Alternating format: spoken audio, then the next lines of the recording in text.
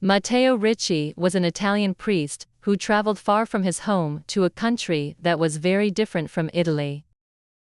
He was born in 1552, in the city of Macerata in Italy.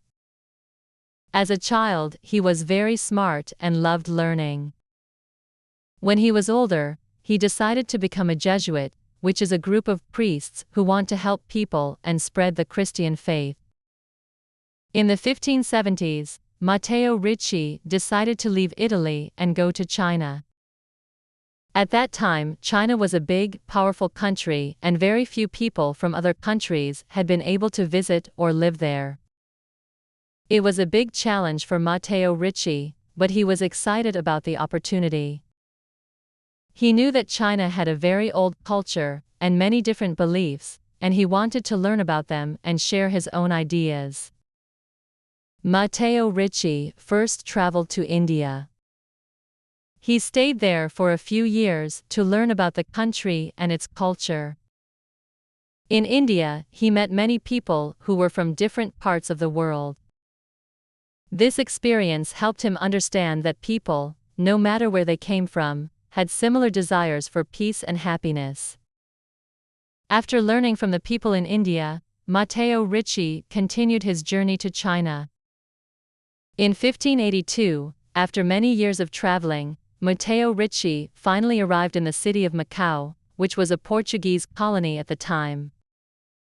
From Macau, he made his way to the big city of Beijing, where he hoped to teach people about Christianity.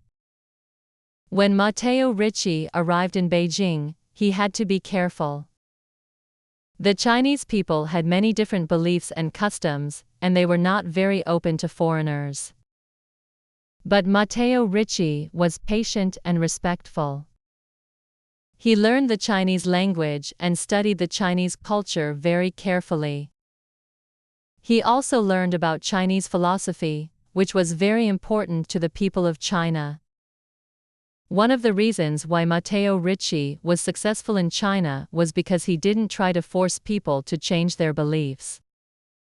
Instead, he tried to understand their culture and find ways to share his own ideas in a way that they could understand. He spoke to them about Christianity in a way that connected with their ideas, and he showed respect for their traditions.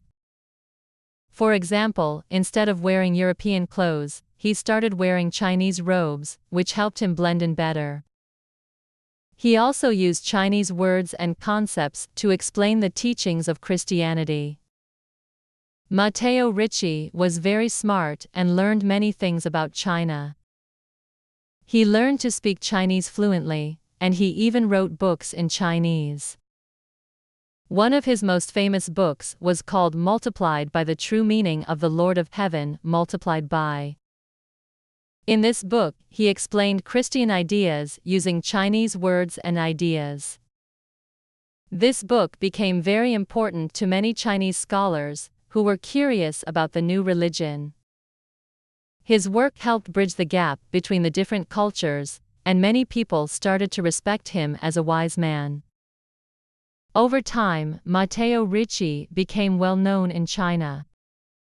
He gained the trust of many important Chinese officials. They were impressed by his knowledge and his respectful attitude toward Chinese culture. Matteo Ricci was able to speak to these officials about Christianity, and some of them even became interested in the religion. He also introduced many European ideas to China. For example, he taught the Chinese about European science, mathematics, and geography. He showed them maps that included the world beyond China, and he explained the way the world worked based on European ideas. This was very new for the people of China, who had their own traditional way of understanding the world. Matteo Ricci also worked with other Jesuit priests who came to China after him. Together, they built churches, schools, and hospitals. They also worked on translating important European books into Chinese, so that the people of China could learn more about Western knowledge. Ricci's efforts helped to build a strong relationship between China and the West, and he became a symbol of friendship between the two cultures. One of the most remarkable things about Matteo Ricci was his ability to connect with people. He didn't just try to teach them about Christianity. He tried to understand their lives, their beliefs, and their hopes. He was kind and humble, and he showed a deep respect for the Chinese people. His efforts helped create a lasting connection between China and the West. Even though there were many challenges, Matteo Ricci never gave up.